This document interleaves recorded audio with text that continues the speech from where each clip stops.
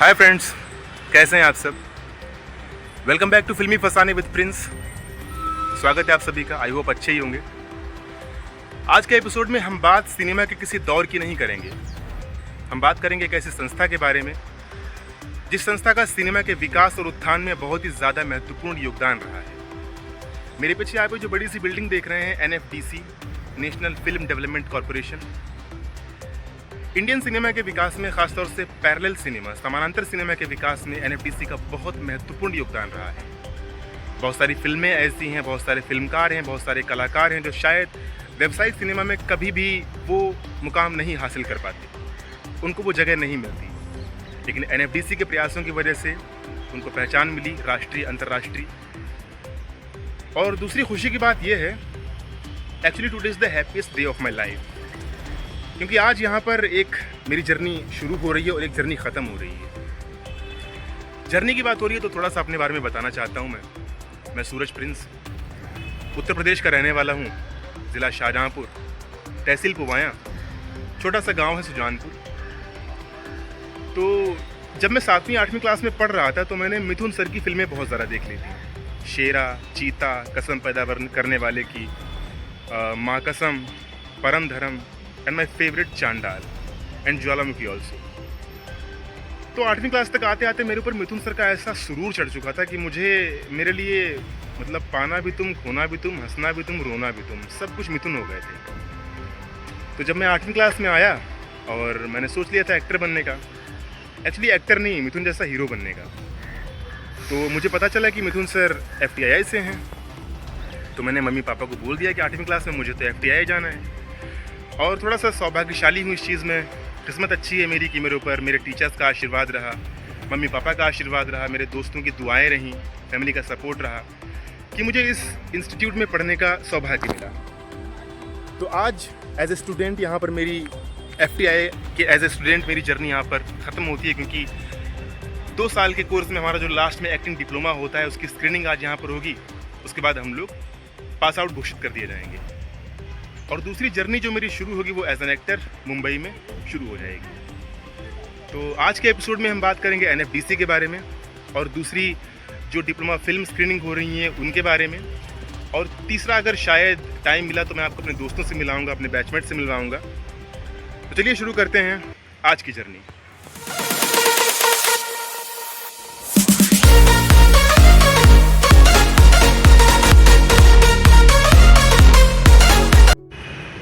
तो चलिए बात करते हैं NFDC की, नेशनल फिल्म डेवलपमेंट कॉरपोरेशन, जिसकी स्थापना 1975 में भारत सरकार के द्वारा की गई थी और जिसका प्राथमिक उद्देश्य था भारत सरकार की आर्थिक नीतियों और उद्देश्यों के आधार पर भारतीय सिनेमा उद्योग को प्रोत्साहित करना, उसको प्रमोट करने के लिए नीतियां बनाना, उसको व्यवस्थित करना और उसको बढ़ावा देना। लेकिन 1980 में FFC, फिल्म फाइनेंस कॉरपोरेशन, और IMPEC, Indian motion pictures export corporation, इन दोनों का विलय कर दिया जाता है NFDC में। तो अभी जो FFC का और IMPEC का काम था, यानी FFC का काम था जो पैरेलल सिनेमा होता है उसको फंड करती थी फिल्म फाइनेंस कॉरपोरेशन, और IMPEC का काम होता था जो भारतीय फिल्में होती थी उनको अंतर्राष्ट्रीय मंच पर एक्सपोर्ट करना, उनको वहाँ पर प्रमोट करना। तो अब ये काम भी NFDC ही देखने लगा। ठीक वैसे ही जैसे 23 दिसंबर 2020 को नरेंद्र मोदी सरकार ने film division, directorate of film festival, national film archive of India और children's film society of India का विलय कर दिया था NFDC में। तो अभी NFDC एक संस्था होकर भी 4-5 संस्थाओं के बराबर है, 2 जिनका विलय 1980 में हुआ था और 4 जिनका विलय 2020 में हुआ था। कुल मिला के हम ये कह सकते हैं कि इंडियन सिनेमा में जो पैरेलल सिनेमा का एक मूवमेंट था, जिसमें कलात्मक फिल्में बहुत ज़्यादा बनी थी, उस दौर में NFDC ने बहुत सारे ऐसे फिल्मकार थे जिनको सपोर्ट किया फाइनेंशियली। भारतीय सिनेमा में ऐसे बहुत सारे फिल्म मेकर्स हैं जिन्होंने NFDC की सहायता से फिल्मों का निर्माण किया। श्याम बेनेगल, गोविंद निहलानी, अडूर गोपालकृष्णन, बंगाली सिनेमा में बुद्धदेव दास गुप्ता, मृणाल सेन, सईद अख्तर मिर्ज़ा, हिंदी सिनेमा में जानू बरुआ, ऐसे बहुत सारे नाम हैं जिन्होंने NFDC की सहायता से फिल्मों को बनाया। NFDC ने ऑलमोस्ट 300 से ज़्यादा फिल्मों को फंड दिया है। दोस्तों, सिनेमा सिर्फ मनोरंजन का माध्यम ही नहीं है, बल्कि समाज, विचारों, भावनाओं का दर्पण भी।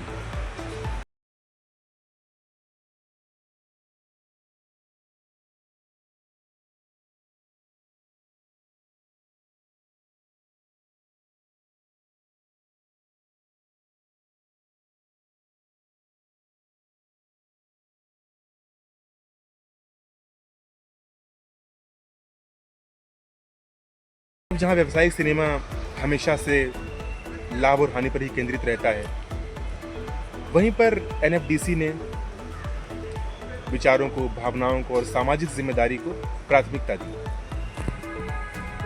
तो ये थी एनएफडीसी के बारे में कुछ छोटी सी जानकारी, जहाँ तक मुझे पता चली, जो मैंने अपने नोट्स से बनाकर पढ़ा, देखा, जाना, लोगों से पूछा। बाकी अगर मेरी किसी इन्फॉर्मेशन में कुछ गलती हो तो प्लीज़ माफ़ करना। और अब चलते हैं दूसरे कार्यक्रम की तरफ। वो जो आपको उधर सामने बिल्डिंग दिख रही है ना, वहाँ पे हमारी डिप्लोमा फिल्म की स्क्रीनिंग होगी, और उधर चल के देखते हैं क्या माहौल है, क्या हो रहा है।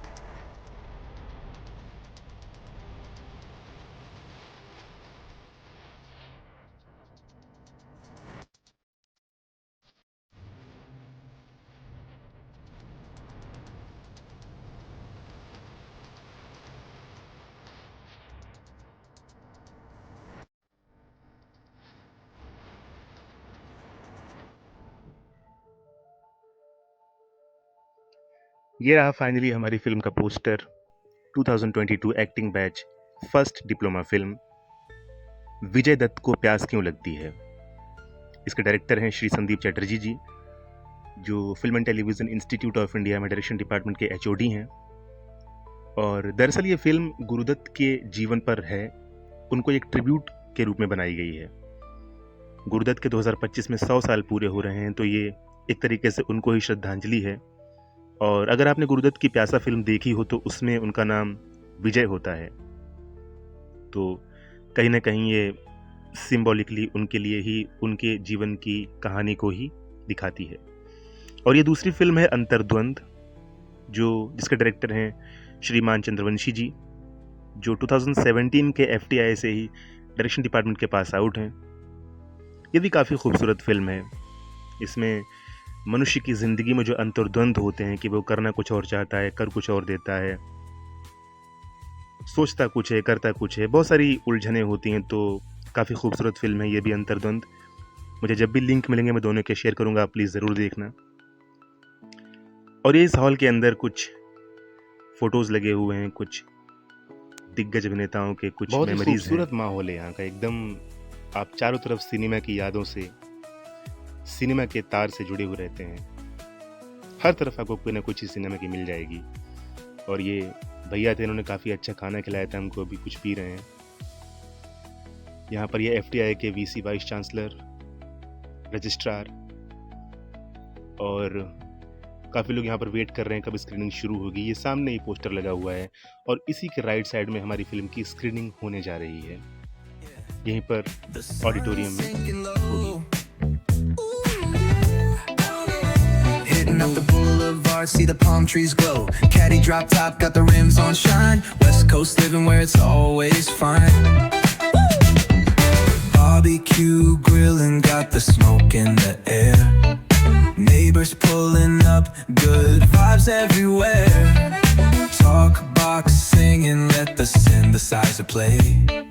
Grooving through the block like it's a Saturday. ये सबसे शुरू की चीज़ मैं आपको सबसे बाद में दिखा रहा हूँ। ये NFDC का मेन एंट्रेंस गेट है, national museum of Indian cinema, और IICT का वहाँ पर बोर्ड लगा हुआ है। यहाँ पर ऊपर ये जो एक सब, क्योंकि यहाँ की टिकट बहुत महंगी है, तो मैंने पहले सोचा था कि आपको अंदर से दिखाऊं, लेकिन फिर मुझे भी बाहर से ही देखना पड़ा, तो फिर आप भी बाहर से ही देखिए, कुछ नज़ारा समझ में आएगा आपको।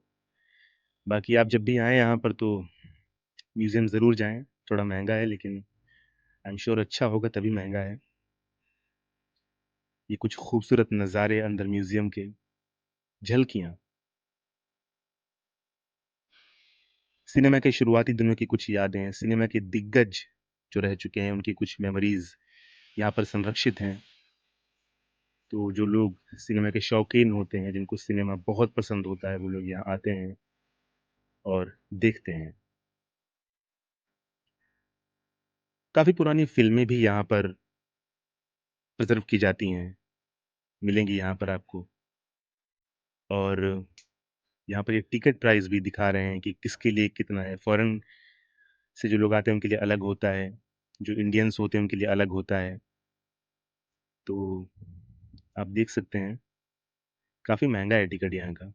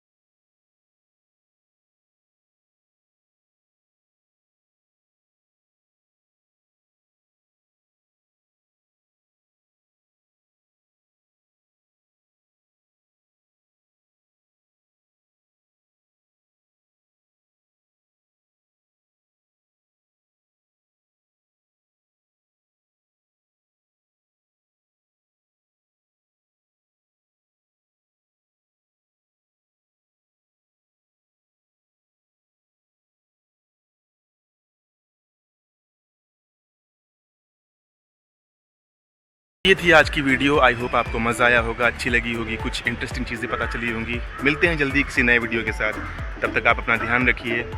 Take care, bye bye, love you.